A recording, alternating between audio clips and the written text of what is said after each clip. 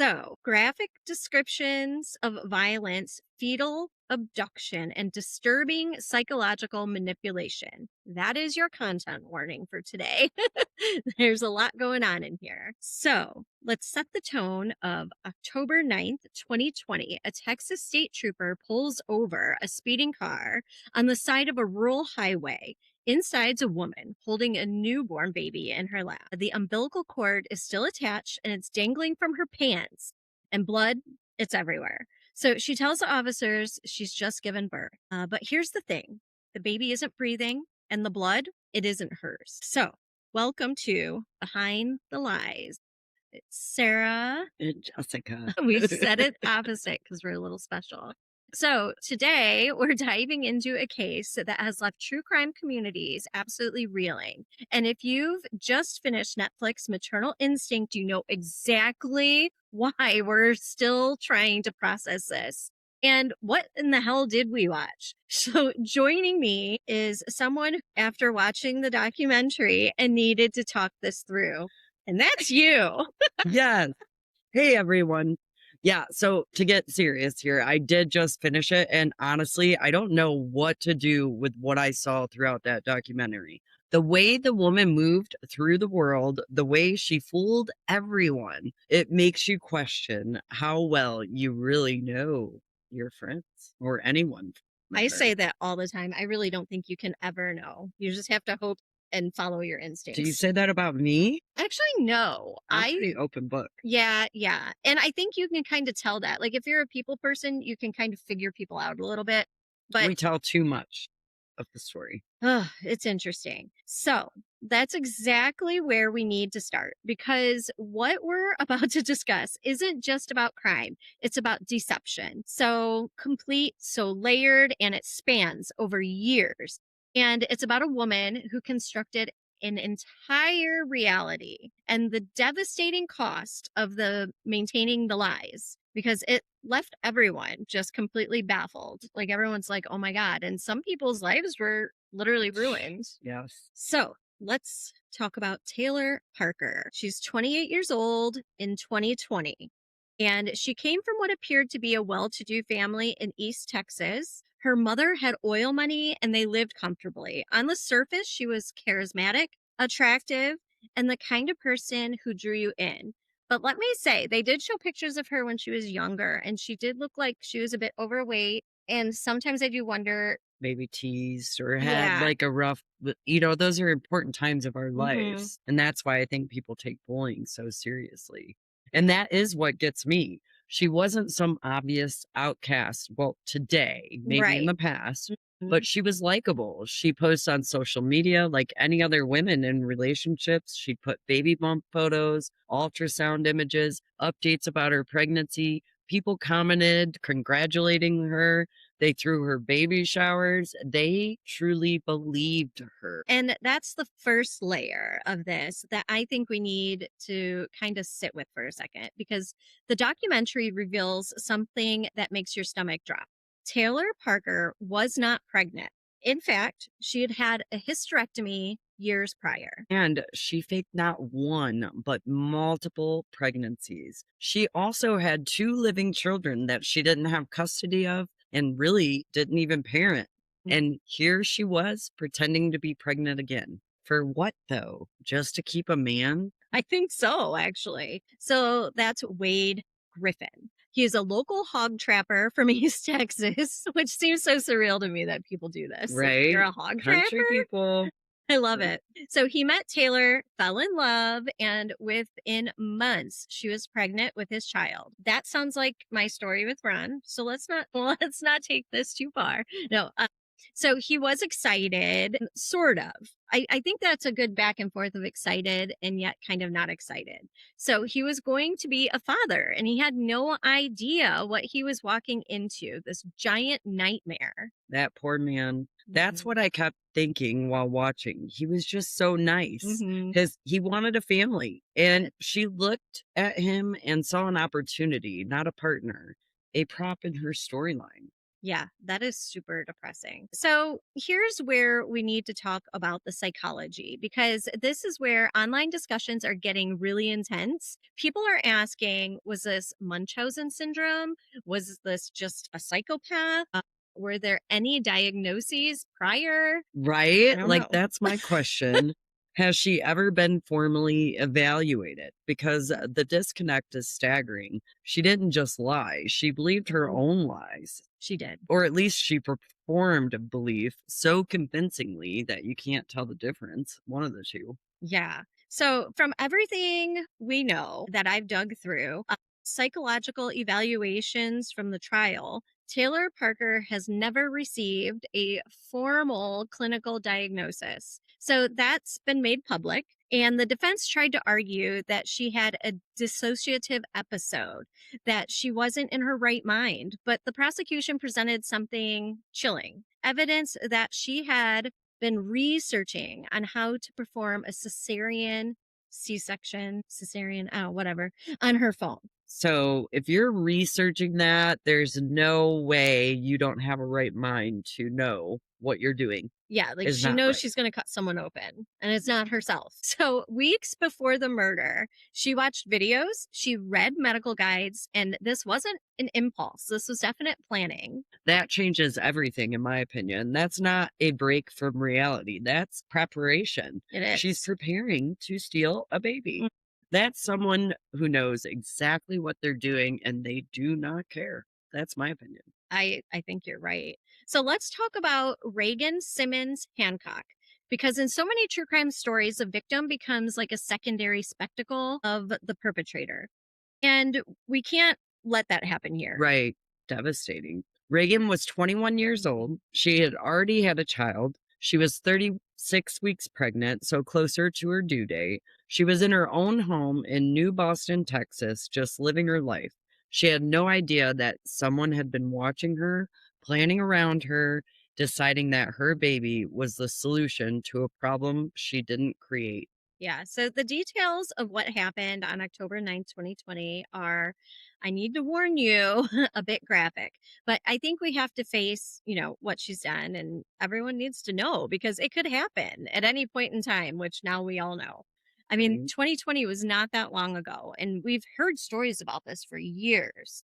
Yeah. She was stabbed over 100 times, bludgeoned, and then Taylor Parker cut her open with a scalpel, removing the baby, and then just left her there. Yeah.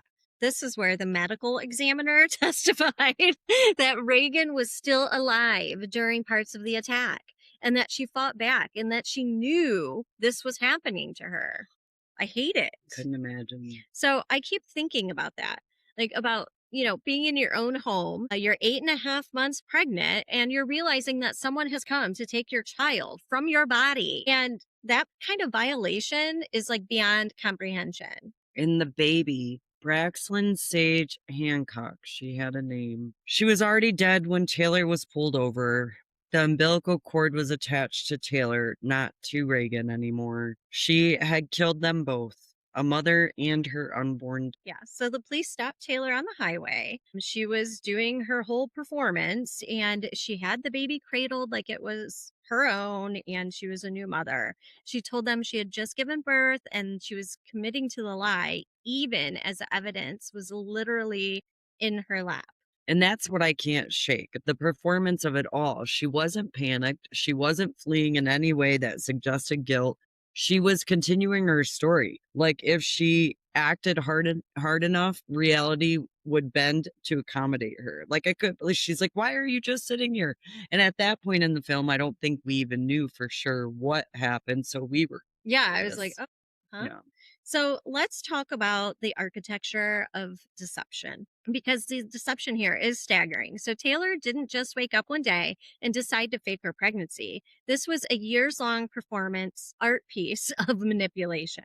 She had fake ultrasounds, fake doctor appointments. She told Wade she was seeing an OBGYN, but there was no doctor. She showed him sonogram images. Police later discovered they were downloaded from the internet. So, like, fake. Yeah, stuff. and there are websites where you can do this, which by the way, just why? Yeah. Like, why even start a website like that? That's just ruining people's lives. As much as I like the technology, it's also scary because now you have to spend 10 times more fact checking everything you Yes, get because you just don't know if it's real. it is terrifying. So she posted on social media throughout the pregnancy, baby bump progression photos, updates about cravings. She had a gender reveal that she had done. So she had an actual baby shower and people bought her gifts. And her mother, her own mother, thought she was pregnant. Her mother, that's what the documentary hits hard. But I don't know if this is so true because the mom only did what she said they say in the documentary because she was afraid they'd take her. She was raising her kids and she was afraid she would take them. But we will stick to this if we know that's Yeah, because she had said something like she was afraid that she wouldn't be able to see the daughter, I think. Is that so she thought she must have believed or she went along with it one way or You another. know, I'm not really sure because even her dad was at the baby shower and her two children. So, like, the whole thing was weird. And everyone's like, well, her kids would say something or like her dad. But I mean, how did her mom and dad not know she had a hysterectomy? They had to have known. That's why I believe the mom was just going with whatever. Maybe she knew her daughter was Maybe her crazy. mom has the same problem as she Right? does. I mean, I don't know that. I'm just saying, just a question. Because Yeah. I feel like if I had a hysterectomy, like my closest friends and family members would know. My emergency contact is my mom. Not that they call you for Hmm. emergencies, but Yeah. you can't even leave without having somebody take you. Right. So If you're not estranged from your family, like I could see when I had like the hiatus from my mom for like 10 years or so, she probably wouldn't know, but yeah. I feel like other people would have. And someone, I would hope if I was that big of a lie, someone would out me because that is bullshit. Yeah. It's just crazy. It is. So this is where online forums are absolutely exploding with debate because the family, Taylor's mother, her relatives, they're interviewed in the documentary. And they seem genuinely shocked and genuinely fooled. But are they genuinely trying to fool us because they don't want the repercussions? Right? Like, how do you not know your daughter isn't pregnant? She Hmm. was supposedly 8, 9 months along. She would have had to hide her body, fake the weight gain, the physical changes. I mean, you can only do so Yeah. much. And she definitely did. She wore loose clothing. She positioned herself carefully in photos and she claimed medical complications that explained why she couldn't have certain tests done and she built a fortress of plausible deniability around everyone who loved her. And you know what she also did? And I don't think this is anywhere in the script. She bought a fake belly that moved so people could feel the baby moving. Yeah. That's I bet intense. Wade bought that. I don't think she did, which is sad. I don't think Wade The with fake belly, with his money. probably. That is sad. She was using So him. it's like she studied how to be pregnant without being pregnant. And the people around her wanted to believe. Wade wanted to be a father. Her mother wanted a grandchild. They weren't looking for deception because why would you? Who fakes an entire pregnancy for months and then murders someone to complete the illusion? I could not imagine the family that suspected and Mhm. how they feel after the fact, but who's going to report something like that? Who does this is driving the psychological analysis online. So forensic psychologists are weighing in on the thread. I saw Reddit and over 4,000 comments trying to categorize Taylor psychopath, narcissist, someone with fictitious factitious disorder imposed on herself. I don't know. And what was the consensus? There really isn't one, and that's the scary part. She doesn't fit neatly into any of these diagnostic categories. So she shows traits of antisocial personality disorder, the manipulation, the lack of remorse, the planning, but she also shows this bizarre attachment to the role of mother, even though she like destroyed actual mothers. I don't know. It's like she wanted the identity of motherhood without the reality of it. She wanted the social validation, the baby shower, the congratulations, the relationship stability that came in with Wade, believing that they were starting a family, but they didn't want to actually parent. She didn't, not Wade. Yeah, Wade did. she did. She already had 2 kids that she didn't even raise, so That is ridiculous. I still don't I understand wish that we part. knew more of her past, but they really dove into it, but the older past, not Right, like the right, like the younger. lead up. And Yeah. I think that this was maybe like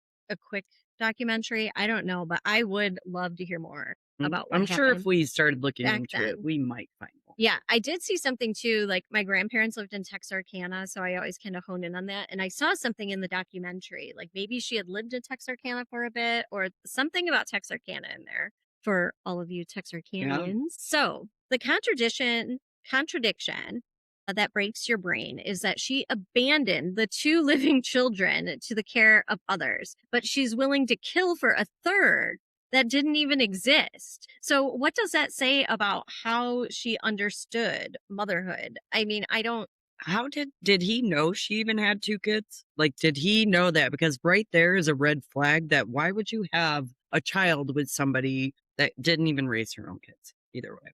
It's very strange, and that's a very good question. I don't think it was ever about the children. It was never No. about being a mother. It was about the story of being a mother. Attention It's the performance and social media.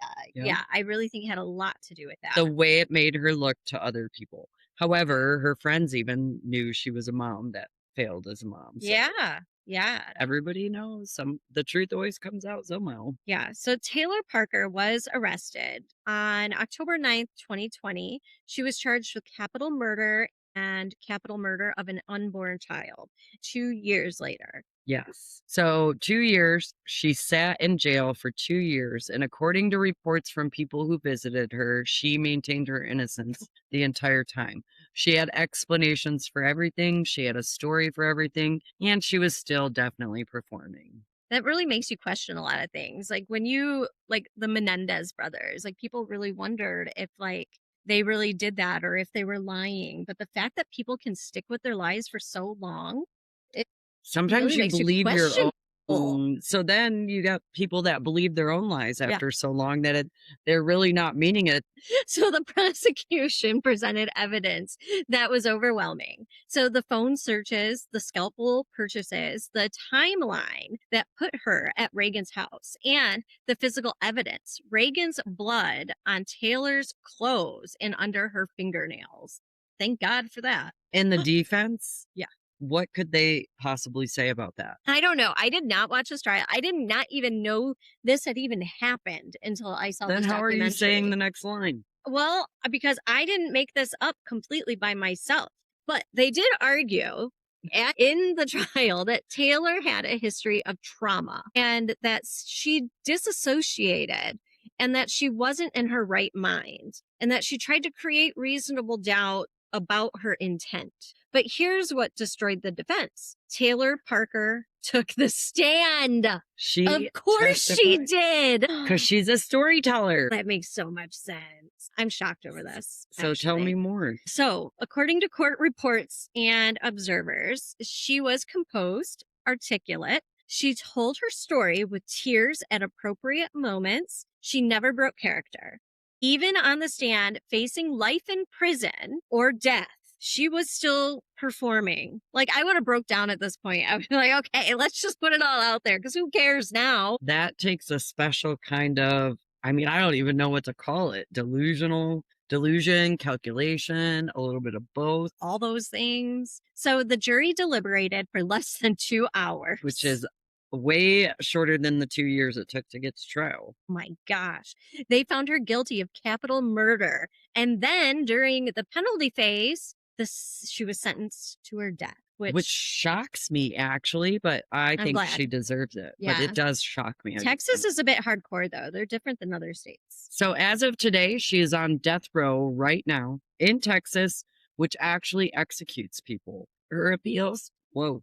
Don't cry. Repeat. It's going to be okay. Her appeals have been exhausted. The Texas Court of Criminal Appeals denied her, and the Supreme Court declined to review her cases in May of 2026, which is just I last love month. that. So she's running out of options. She's 33 years old now, and she could be the first woman executed in Texas since 2014. And I find myself a little conflicted. Not about her guilt. She obviously did this. The evidence is undeniable, but about whether death ask anything privately.